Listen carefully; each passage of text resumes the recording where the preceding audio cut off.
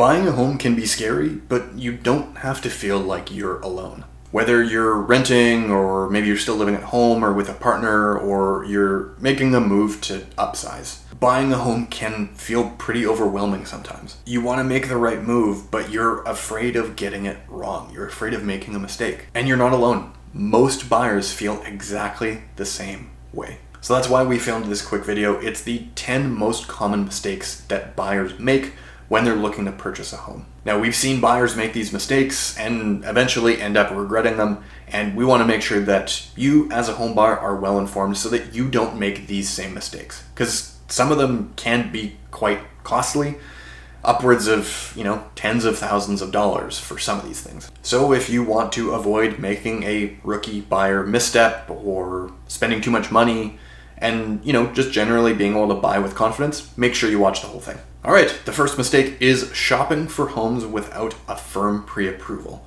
Now, it's one thing to go and look for homes online. That's perfectly okay. But actually going out to check out homes in person, whether they're open houses or with an agent, frankly, you want to make sure you have a pre-approval already done. You want to know what you can actually afford. Because, and we've seen it time and time again, people, they'll start shopping early, they'll go to open houses, and they'll fall in love with something only to realize that they can't actually afford that home. And that's really demoralizing and kind of puts a damper on the whole experience, which should really be quite exciting. As far as pre-approvals go, I say a firm pre-approval. That doesn't mean that you're bound by anything. Just because you're pre-approved doesn't mean you need to buy. What it is, though, is the bank or the lender will look at your specific situation and they'll say, hey, you at this given income and your current expenses and debts and all that kind of stuff, you are able to afford X amount of dollars, whether that's $500,000, $600,000, $700,000, whatever it is. We always recommend that you work with a mortgage broker over a bank to get your pre-approval and ultimately your mortgage. The reason for that is that the mortgage broker has access to a ton of different lenders, where the bank only has the bank. So if you're working with RBC or TD or whoever it is, they only have their own products. So oftentimes we find that the mortgage broker is able to be a little bit more creative and able to basically do the shopping around for you to get you the best rates and honestly just to put more of a full plan in place for you rather than just selling you whatever product is most convenient for that bank to offer. Now, this isn't to say that banks are bad. They're perfectly reasonable to work with, but at least get a couple of opinions rather than, just going and working with whoever bank that you've, been with for the last 10 years, just to make sure that you're being well taken care of by whatever institution you end up wanting to work with. Mistake number 2 is waiting too long to save. Now, this one might sound kind of stupid, so let me explain. A lot of people think that they need to save up 20% for a down payment before they can go and buy a home, and that is absolutely not true. In some cases, yes, you have to. There are certain down payment requirements depending on the price of the home that you are purchasing. But especially for a first-time home buyer or even maybe somebody's first step up, you're not often at that threshold. And typically it can actually make sense to look at doing a lower down payment, especially if it's your very first home, because, well, look at what history has shown us over the last 10, 15 years. Prices of homes in the Lower Mainland in BC have gone up quite steadily. And often those prices have actually gone up faster than people's savings. So what they end up doing is they're in a situation where they keep trying to save and save and save and save and save, but the price of that home keeps getting farther and farther out of reach. So where people often have success is they put together a plan to understand what sort of a purchase price they want to make, what they can afford, and what sort of home would work for them. And they save for that accordingly. They don't just put a bunch of money away in the hopes that someday maybe they can afford to buy a home. They have an actual plan in place. Mistake number 3 is forgetting the closing costs, the extra costs that come up that often need to be paid in cash. Typically, you want to have about 2 to 3% in extra cash available for closing costs. This goes to cover things like your legal fees, your inspections, possibly property transfer tax, and the other miscellaneous fees like adjustments for property tax or utilities or that kind of thing. Now, outside of the actual home purchase itself, property transfer tax is typically the single biggest expense. But if you're a first-time home buyer, you might actually be exempt.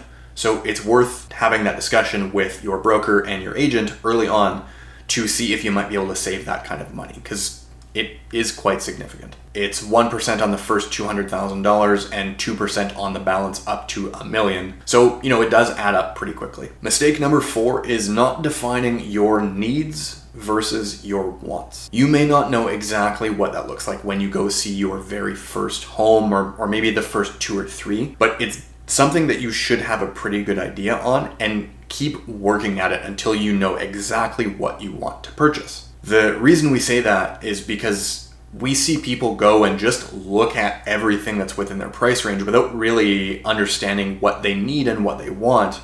And it ends up being a frustrating waste of time for the buyers, because they go and look at a bunch of stuff that doesn't actually even really work for them. So there are certain things that you probably need to have. That's going to be things like, certain number of bedrooms, certain number of bathrooms, certain neighborhoods or locations, or maybe it needs to be close to transit, those kinds of things that you can't really change about the home after you purchase it. And the nice to haves or the wants are more things like a view or certain updates that you want to see in a home. Now, some of these things may not be changeable after you buy, but with things like upgrades or renovations, it's oftentimes possible to make sacrifices in those areas, knowing that you can make those changes afterwards. Again, as long as the price makes sense.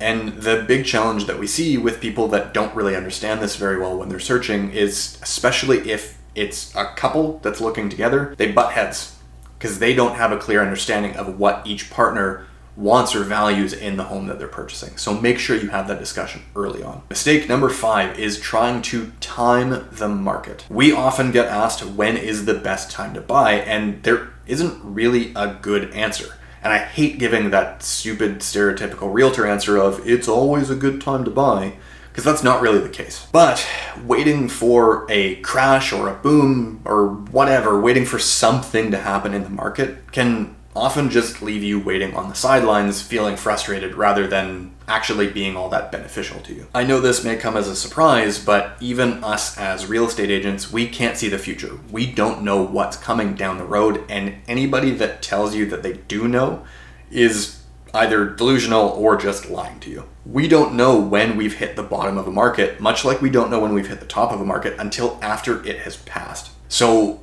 what we tell our clients when we're working with them, when they start asking about timing, is to focus on themselves. Focus on your goals, your lifestyle, and your finances. If your finances are solid, you've got a good job, you've got a good amount of money saved up, and it makes sense to make this move for you, make the move. But if it doesn't make sense right now, you need to save up a little bit more money, or maybe you're waiting for a promotion, or you're changing jobs or whatever, maybe it does make sense to just wait until you've gotten yourself settled, and then you can confidently make that step forward. But we can't control what the market does. We can only control ourselves. So trying to wait for the absolute perfect time really is just a waste of time. And in the worst case scenario, it ends up meaning, kind of like what I mentioned earlier, that purchase price might get farther and farther and farther out of reach for you. And that's obviously not what you want to have happen. Mistake number 6 is not building your team early. What do I mean by your team? Well, you're going to work with certain professionals throughout this process. And the last thing that you want to be doing is last minute trying to scramble for a lawyer or a notary or an inspector or a mortgage broker or whatever. There are typically 4 key professionals that you need to help you through this process.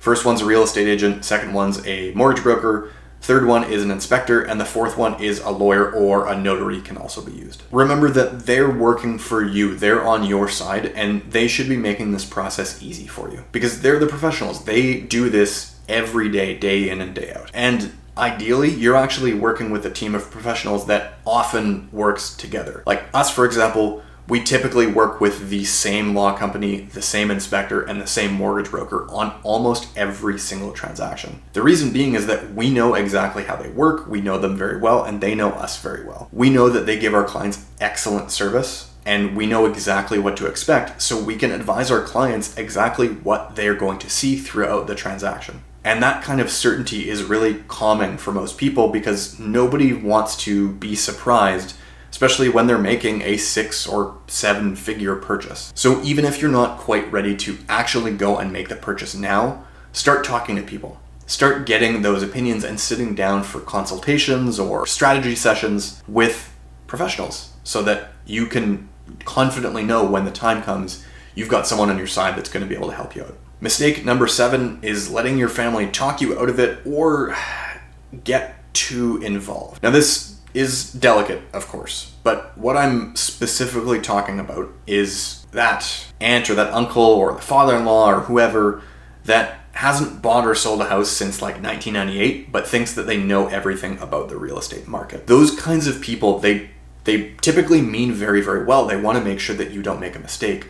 But what was done or what happened in their sale from 30 years ago may not be exactly the way that the market works right now, or it may not just be pertinent anymore in today's market. So I'm not saying that you need to cut your family out, and you obviously need to talk with them and make sure that they know what you're doing so that they can support you through this. But make sure that you work with a professional real estate agent, mortgage broker, whoever, that can work with you and your family, and make sure that everybody is informed as to what's happening and what's working in today's market. So us, for example, if you have that family member in your life that is super duper involved with your purchase, great. Let us chat with them. Let us sit down and talk to them so that they feel confident in us guiding you through the process. Because ultimately, that's what we're here for.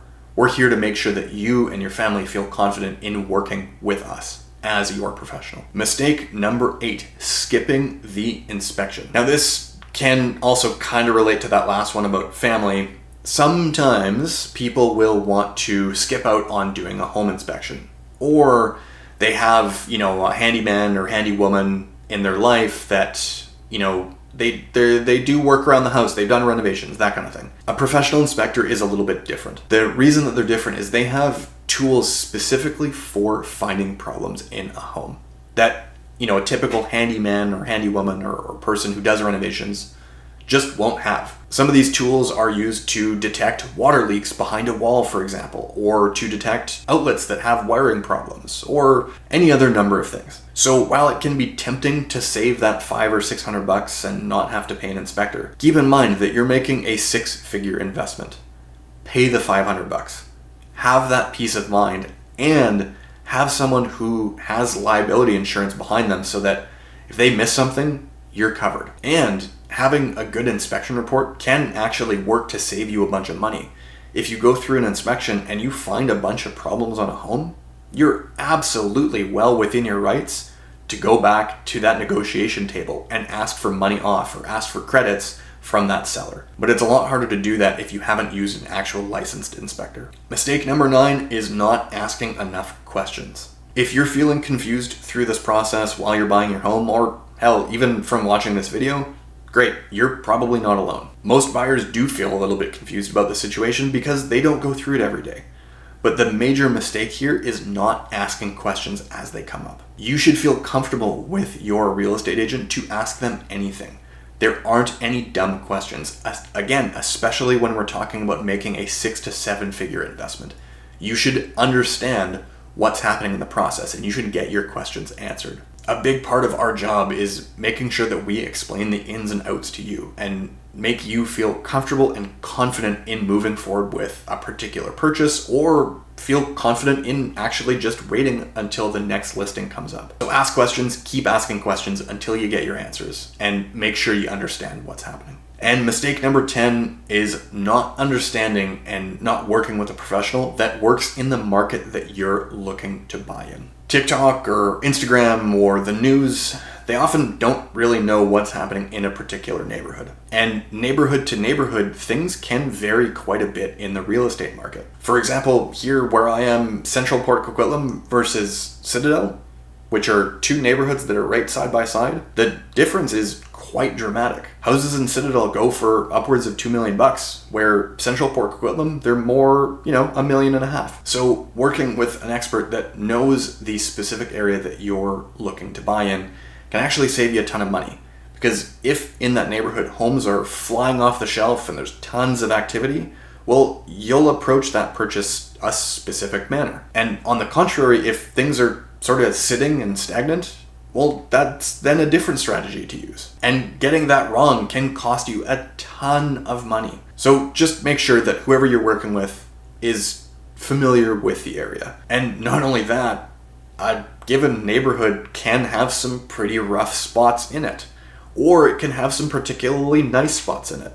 And if you're not working with somebody who knows the area, you're not going to know where those areas are. And once you buy a home, you can't move it. So you want to make sure that you're buying in a good spot and you're using the right strategy for whatever is happening in that specific neighborhood at that time. So the moral of the story is here, whether you're buying in 3 months or 6 months or a year or longer, you need a game plan. You need to understand your budget, understand what you're looking for, understand what's happening in the market today. You need to know what's realistic, and you ultimately need to avoid making what could be a very costly mistake. And remember, you're making a 6 to 7 figure purchase.